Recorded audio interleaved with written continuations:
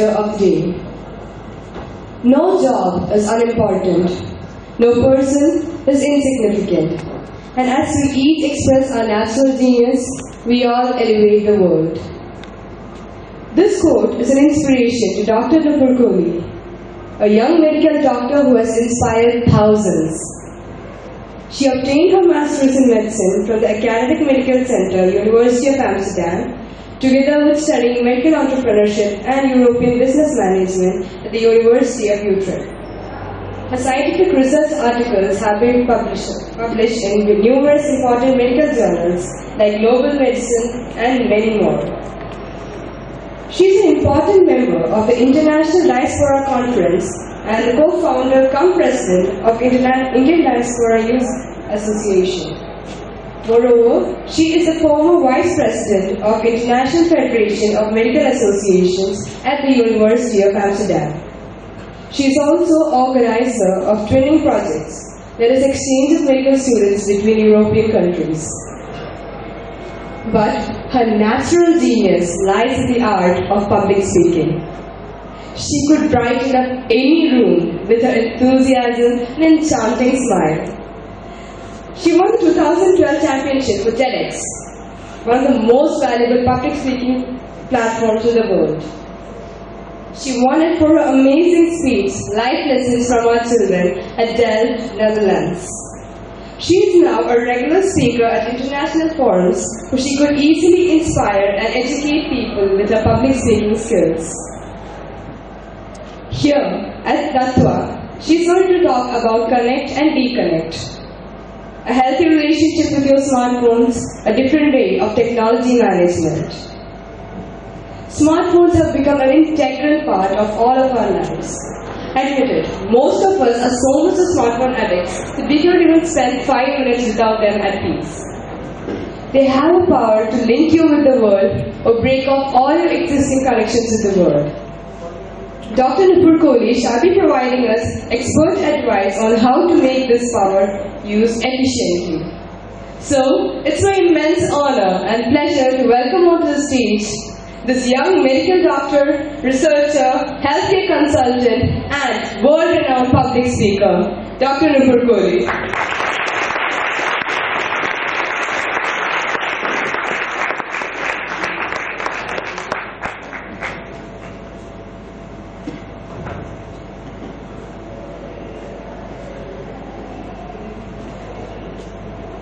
Please make it on.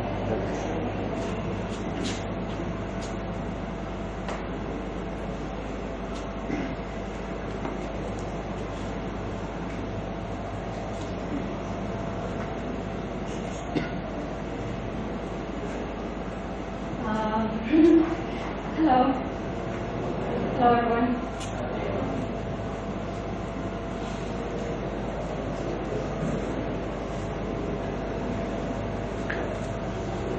How are you today?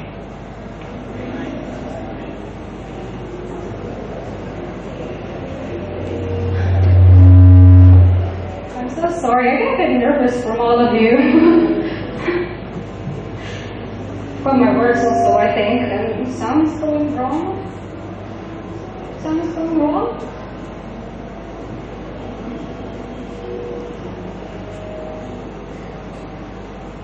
So this is how a person can be in real life. For example, when first entering a stage. But the same person on social media, for example me, oh my god, wow, I'm like the most popular person in the world. Every post I put up, 10 likes within seconds. Every picture I post up, new clothes every day, like. I'm like amazing. The whole world loves me. They won't recognize the person you saw before, shy, and not feeling like to speak with anyone. And I bet that most of you will recognize this, that in real life, most people can be quite shy. But when they are on a social media forum like Facebook, they project themselves quite differently than we actually know them in real life. And these are one of the aspects I want to speak with you about today. And before we will start the actual lecture, I wish to do 2 exercises with you. And the first exercise to do with you to make you aware of certain things, I will explain for you now. So I'm walking on the road, like this. And hey, on the other side of the road, I see a good friend of mine and I haven't seen in years. So I stand on the side of the road and I want to reach that person. And I'm like, hey, how are you? How are you? And I'm trying to reach that person. The person doesn't hear me, so I stand on the side of the road. I stretch my hand like this. And I say it again. Hey, how are you? So I want you to imagine that you are walking on the road. And you stand still on one side of the road, like this. And I want you to raise your hands. So I want you all to see. Raise your hands. Don't be shy. Do it if you're on social media, on Facebook. And on the count of 3, imagine that it's your friend on the other side of the road. And together with me, you will shout out, hey, how are you? Before that sound also starts bugging you in between. So on the count of 3. 1, 2, 3. Hey, how are you? So how did that feel? Very funny, right? So the second exercise I want to do with you, now you had your imaginary friend, but you all have someone sitting next to you. So, the next moment on the count of 3, I want you to greet the person next to you in your most enthusiastic way, as if it's a person you haven't seen for years, and tell that person, hey, how are you? And actually mean it, you know, from inside. So, on the count of 3, look at the person who's sitting next to you. I don't see you looking at the person who's sitting next to you. Okay, on the count of 3, 1, 2, 3. Hey, how are you? Okay, wonderful. Thank you very much. But there's a reason why I let you do these exercises, because how does it feel to greet a real person in real life? Does it feel the same when you type on Facebook, hi, how are you, and you poke someone and it's like over within seconds, right? So when you do it in real life, and I don't know if you know the person who's sitting next to you, and you tell that person, hey, how are you, it gives a very different feeling. And the talk of today is connect and deconnect, a healthy relationship with your smartphone and gadgets. A different way of technology management, actually. How to keep maintaining that feeling of, hey, how are you, to a real person. So let's start with the real talk now. To tell you a bit more about myself, I do look very Indian. I am born to Indian parents, but I was born and brought up in this small country here called the Netherlands. And for this lecture, especially actually for this lecture, I have traveled all the way, I think, about Russia like this, to here somewhere to India to give this lecture. Just so you know that I have traveled quite some miles to be here with you.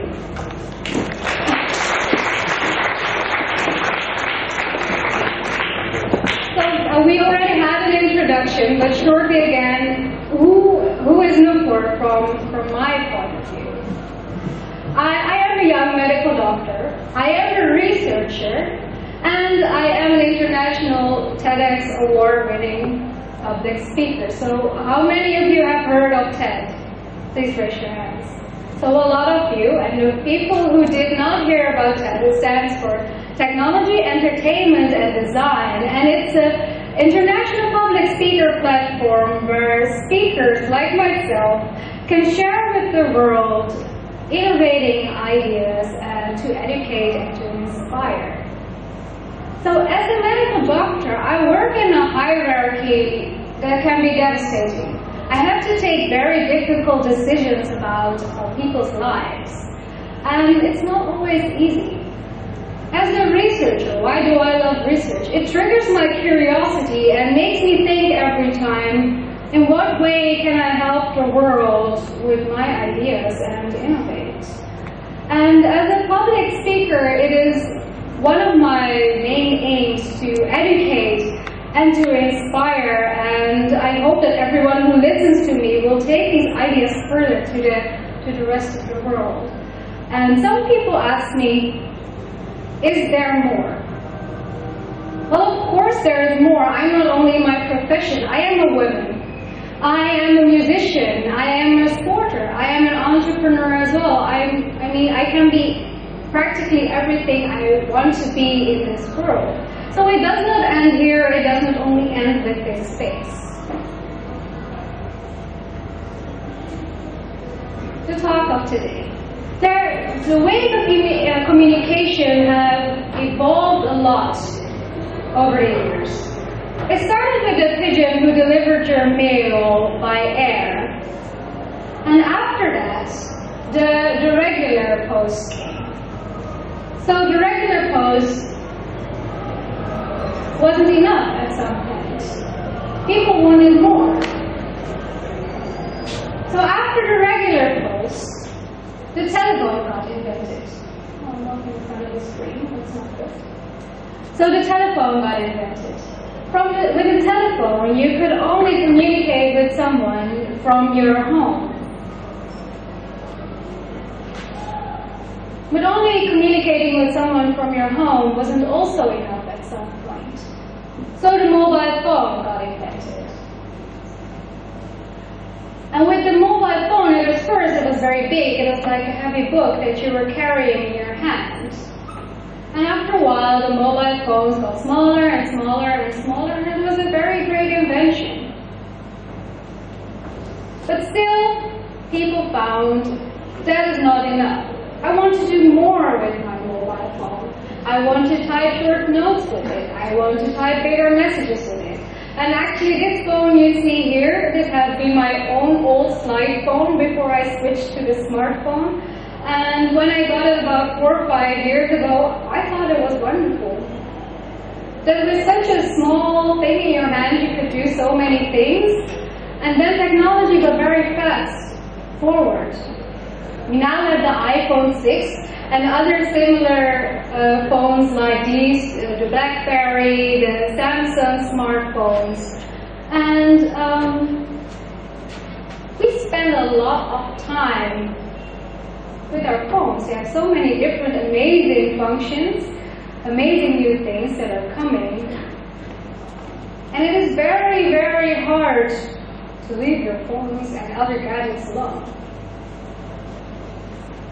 In this graph I show you, you see that the mobile phone users worldwide from 2012 to 2017. And you see that in 2014, 63.5% of world population is using a mobile phone. And they estimate that in 2017, this will reach 69.4%. And it is steadily growing and growing and growing every year. When you look at the smartphone users and the penetration worldwide, you see that now in 2014, these are mobile smartphone users. 24.5% of the world population is using a smartphone. And this will increase to 2017 to 34.2%. So also here you see that it is growing, but it's growing faster than the normal mobile phone usage. When we look at Asia, when we look at China, South Korea, Japan, and Australia, when these countries have passed 50% of smartphone penetration among the total population, you actually see that South Korea was first to reach that 50%. After after that came Australia. Then came Japan, and China is catching up. This picture is not showing data about India yet. We'll show you data about India also in a little while. When you look at Western Europe, where I live, you see that it went actually much faster. It first was in Scandinavia, in Norway and Sweden, where 50% of the population had access to a smartphone. Then came here where I live, Netherlands and UK, and all the other countries will catch up next year. When we look at the share of mobile phone users that use a smartphone in India from 2010 to 2017, we see at this moment 20% of the mobile phone users have a smartphone in India. And within a year, actually we're almost ready in 2015, it will reach to 25%, and that is a pretty fast growth in 1 year. So that is quite interesting, and we have to keep that in mind. When we look at an overview of India, and this is from July 2014, when we look at the total population, and the 31% are urban population and 69% is rural population, you see that 70% is mobile subscription penetration, and 7% of that is related to usage of smartphones and also social usage of it. But like I showed you in last slide, this will keep growing and growing and growing. It will certainly not end here, because you are technical students, you know how how fast the development goes nowadays in India. And the same here in this picture. In 1 year time, the smartphone users in urban India have doubled. So these are all very interesting figures and numbers. It is not very clear to see for you here. But compared to other countries, these are numbers of India. The people who are using a smartphone in India are growing much, much faster than all the other countries around you.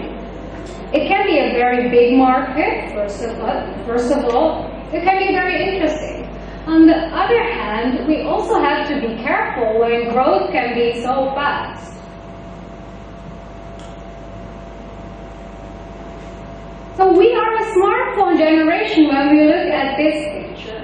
Almost half of mobile phone users worldwide are younger than 25. 48% of the people is between 18 and 24. And a smaller group is younger than 18 years, but even that group will grow faster and faster. Young people now, the age gets even younger and younger for people to start using a mobile phone and a smartphone. What does this mean? What does this mean? That at birth, we already reserve a mobile phone for a baby like this, and that they will grow up with a mobile phone and will keep attached to it and will never get rid of it. That it will be the most trusted companion who will always be with you, who will never leave you alone. I know that some of my friends feel like that. They're like, oh no, I don't trust anyone but my mobile phone, who my whole life is in it. So that's perfect. I don't need anything else. Does anyone know Maslow's hierarchy? Has anyone ever heard of this? So Maslow's hierarchy is about the basic human needs. And first, this part wasn't there. Maslow said the first need of a human being is a physiological need. So air, shelter, water, food. After that comes safety and security. Then the third need are social needs. You need your friendship and you need family.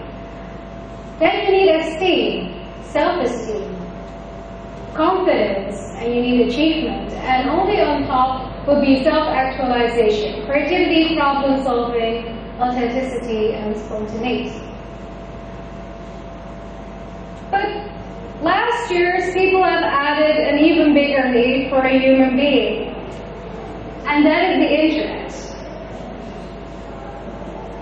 There must be a reason why people have added the internet as the first basic human need, even more than food or sleep. Do you think that internet is the first basic human need?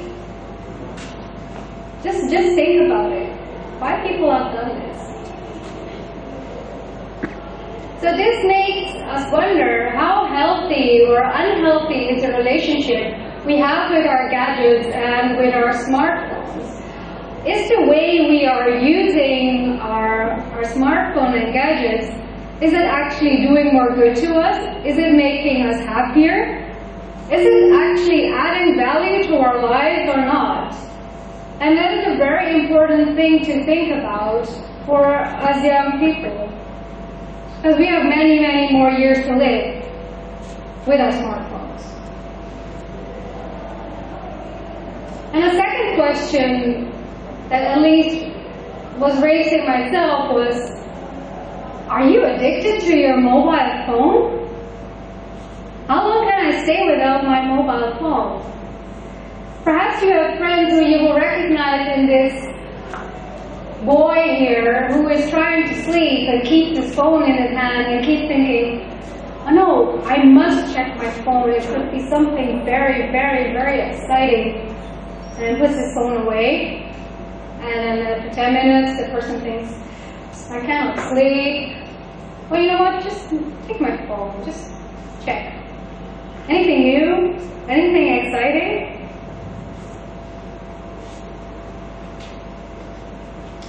The figure here is from South Korea. This is the student smartphone addiction rate. And you see that the female group is actually bigger than the male group who is addicted to a smartphone. 8.3% compared to 2.8%. And we see that in South Korea it starts at the middle school age, 8.5%, perhaps because students in general in South Korea then have more time when they reach high school and college. They did not actually give reasons, but when you see these numbers, I actually thought that 8.3% and 2.8% was actually quite a lot. And that's not a good sign. So this is an American website who asked students, how did you feel when you misplaced your phone? So 73% panicked. 14% was desperate, 7% was sick, and only 6% was relieved. So, well, what to think about that? And when I saw this picture, I thought, when I am going to give my lecture, I definitely have to ask you the same question. So if you would lose your smartphone or any other very important gadget to you, raise your hands, who would feel panicked? That's a lot of hands. This scares me, guys. Come on. Who would feel desperate when they would misplace their smartphone? Okay, that's a little less. It's comparatively. Who would feel sick? Two person will feel sick. Okay, so, and who would actually feel relieved when they would lose their mobile phones? Is it because of my lecture you're raising my hand, or because you really feel like that? So great to know, and it's good to be aware of how you would actually feel when it will one day happen to you. In fact, a while ago, I myself forgot my smartphone at home, and I had to reach the hospital, so I could not go back to retrieve my mobile phone. And according to some people, I found out quite late. 30 minutes after I left home, I don't even look for my mobile phone. I just feel when I know how it feels, and I just get it, and it's, oh yeah, I missed my phone. So I found out I was feeling in my bag. I don't feel something big. I don't feel a smartphone. I open my bag, I don't see my smartphone. And then panic starts coming up. Oh my God, where's my phone? Where's my phone? I actually completely freaked out when I found out that my smartphone was not in my bag. How would I call someone? What to do with all those WhatsApp messages people will send me the whole day? What during lunchtime I do feel like checking my Facebook? What should I do when I have to take a picture of something important I see? And oh no, I arrived in the ancient Egypt. I have to use a book instead of my smartphone to get information about certain diseases. So it felt terrible. It felt really terrible. And the whole morning I felt kind of depressed. I was like, oh no, what should I do? So when lunchtime approached,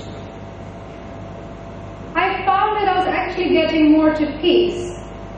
Because I did not feel every time, I did not hear the buzzing, I did not hear the sounds of messages coming in. I paid more attention to my surroundings. In fact, I actually paid more attention to my patients, and that was a very, very good sign.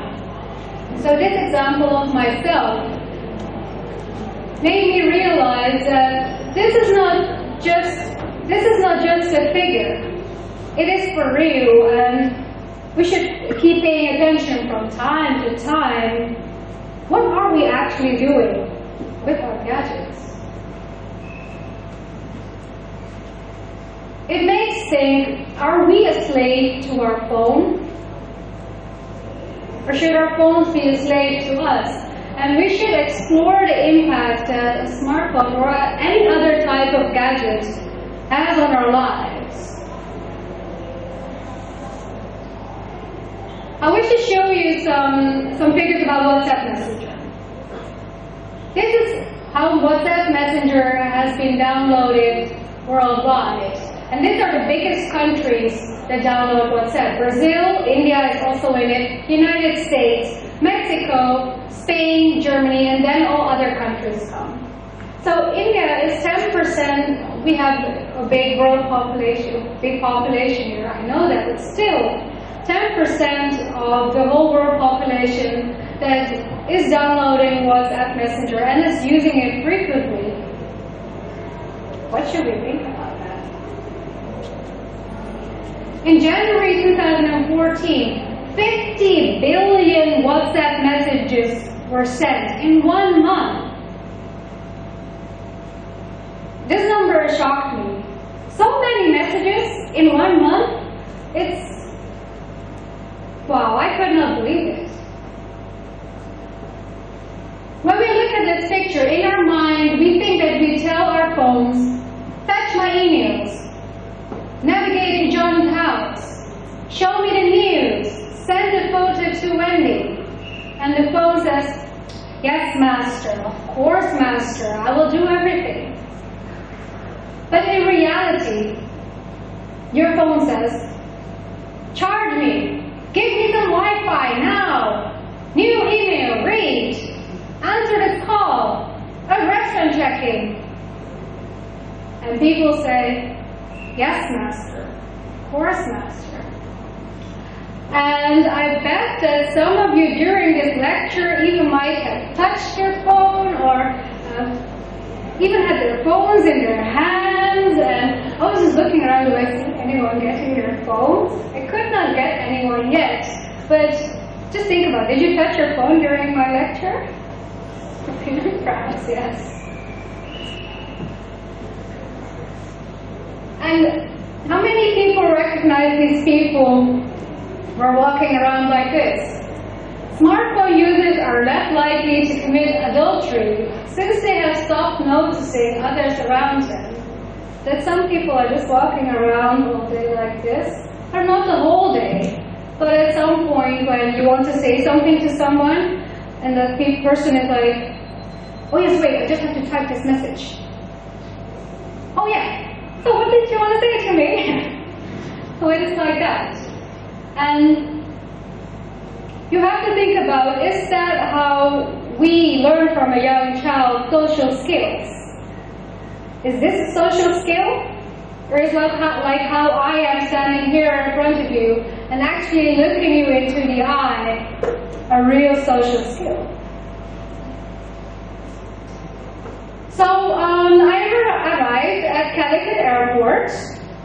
I had to get out of the plane, and the moment the plane landed, this girl and the two gentlemen, it's a bit, you can't see it very well, the two gentlemen who were standing behind her, since the moment the plane landed, they were like this. They stood up from their chairs, they just quickly grabbed their hand luggage, and they just kept typing and typing and typing, or were on their phones for almost the whole journey from since the plane landed to the airport. And I just wanted to show you that this is a great example of, they were not listening to the staff of the airplane because they were on their phones. They did not pay much attention when they had to get off the plane. They did not pay any attention when they reached the airport, even when they had to look where to get their luggage from the airplane. They were still holding their phones. You could say that's a way of multitasking, but this is a good way of multitasking. These are all kind of ways I want to make you aware of what we are doing nowadays. I wish to show you a short video. It was actually a commercial, but it will give you a good idea of how people who are using smartphones are watched.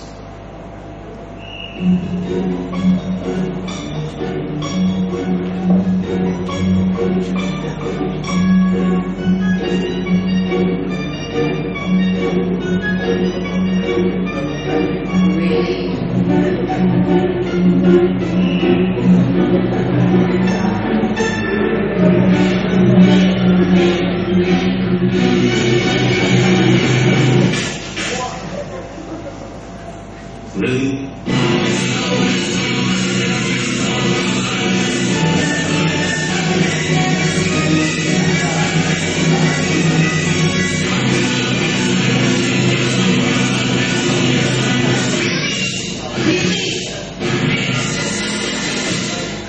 It's time for a phone to save us from our phones.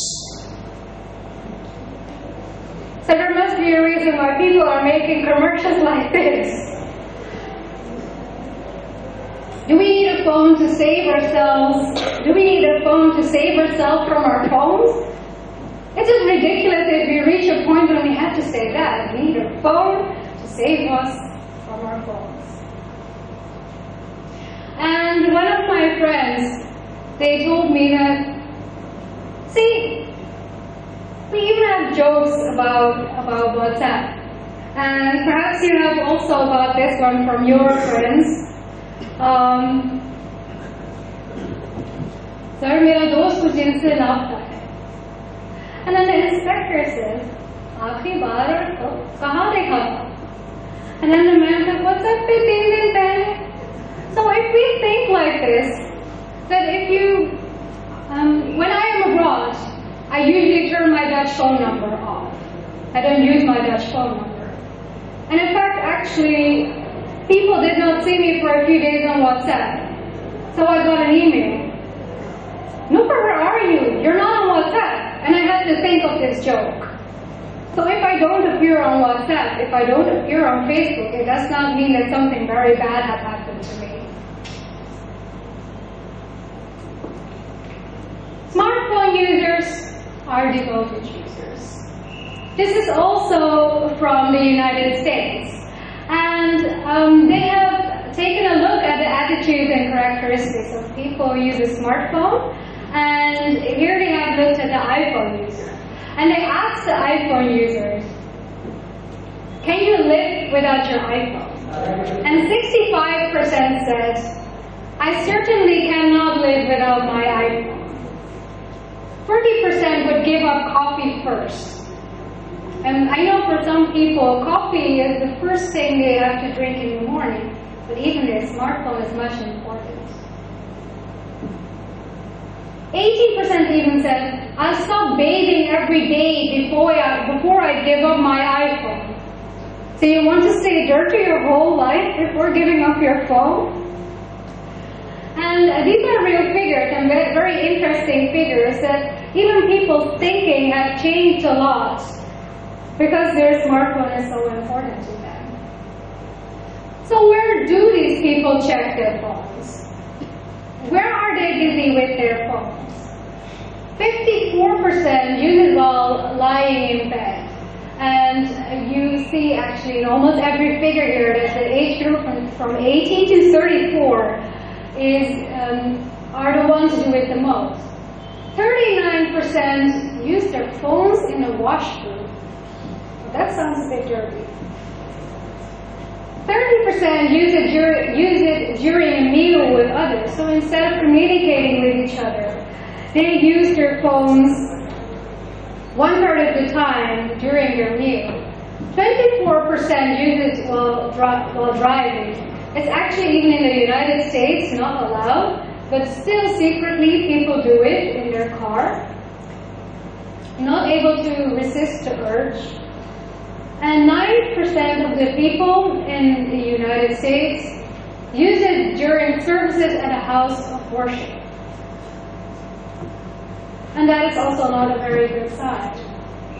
So do some of you people recognize this, and you have seen people using this, or perhaps yourself having used it at certain places like this?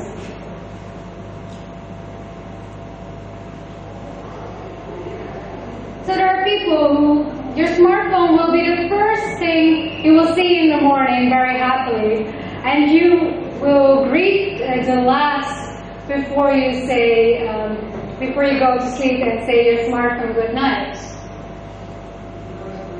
And is this something we want to have for the future? So I wish to tell you a bit more about smartphone addiction. What is smartphone addiction, and when should you get worried about, I am using my smartphone way too much? Leslie Perlow of Harvard Business School found out that 70% of students in at Harvard Business School said they checked smartphone within 1 hour of getting up. I believe that most of us here do that, actually. 56% check their phone within an hour of going to sleep. 51% check continuously during vacation. And 44% would experience a great deal of anxiety if they lost their phone and could not replace it for a week.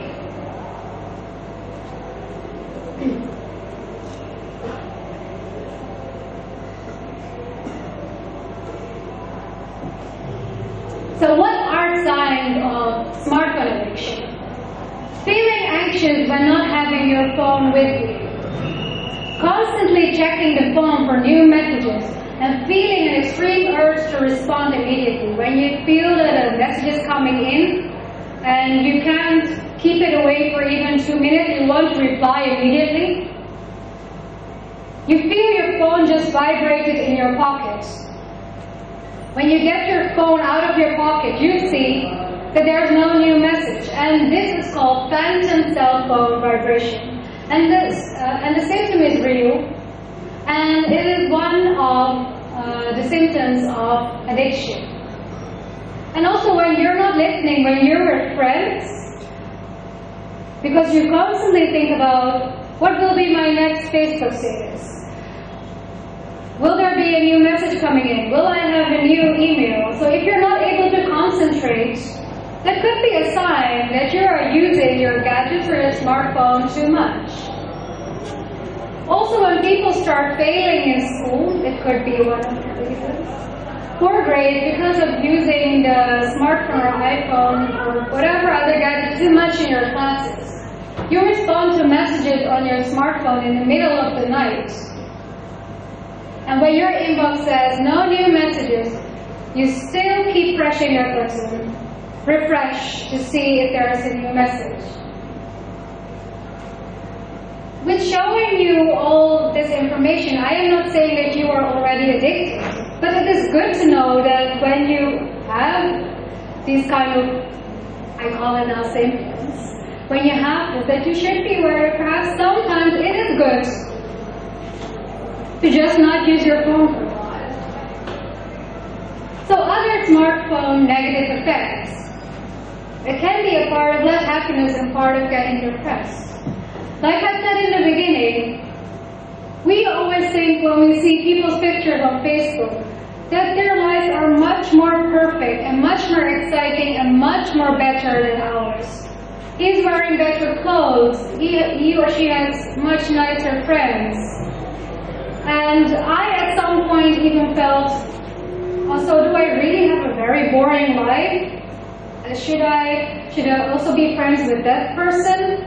Or should I also start eating this because then that makes me perhaps happier? And in the end, it did not really make me more happy.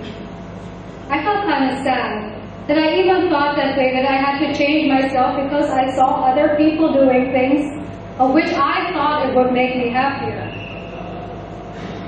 It increases jealousy and bullying. New ways of bullying are being developed. And we have to be really careful. Lack of real-life social skills increases.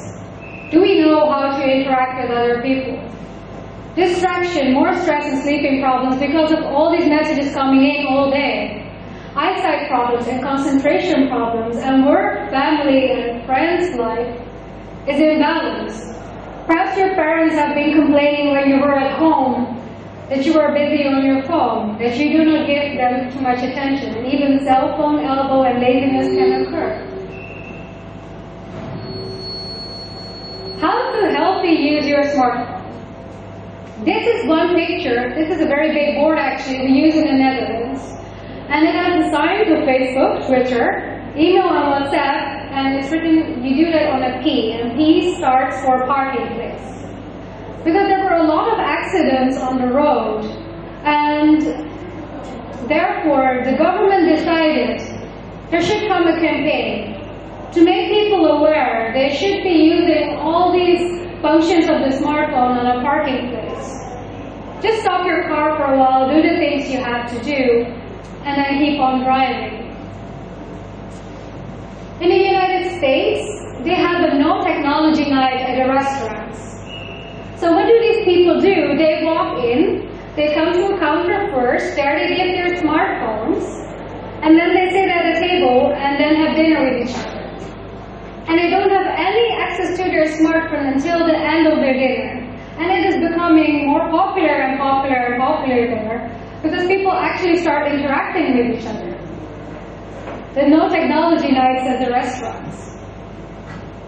This is a board from New York. Pay attention while walking.